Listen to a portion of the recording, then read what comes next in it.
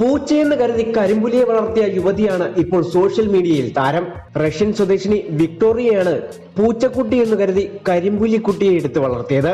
കാടിനോട് ചേർന്നുള്ള വീടിന് സമീപത്ത് നിന്നാണ് കണ്ണുപോലും തുറക്കാത്ത പ്രായത്തിൽ വിക്ടോറിയയ്ക്ക് ഈ കരിമ്പുലിയെ ലഭിക്കുന്നത്. ജനിച്ചയുടനെ അമ്മ ഉപേക്ഷിച്ചതായിരുന്നു ഈ കറുമ്പനെ. കറുത്ത പൂച്ചക്കുഞ്ഞെന്ന് കരുതി തന്റെ വളർത്തുനായ വെൽസയ്ക്കൊപ്പം വിക്ടോറിയ കരിമ്പുലിയെ വളർത്തി. കറുമ്പന് ലൂണ എന്ന പേരും നൽകി. അങ്ങനെ തന്റെ വളർത്തുനായയും കരിമ്പുലിയും ഒരു പാത്രത്തിൽ കഴിച്ച് ഒരിടത്തുറങ്ങി വളർന്നു. എന്നാൽ അതുവരെ പൂച്ചക്കുഞ്ഞെന്നു കരുതിയ ലൂണ വളർന്നപ്പോൾ വളർത്തുനായയേക്കാൾ വലുതായി. അപ്പോഴാണ് അവനൊരു കരിമ്പുലിയാണെന്ന് വിക്ടോറിയ തിരിച്ചറിഞ്ഞത്.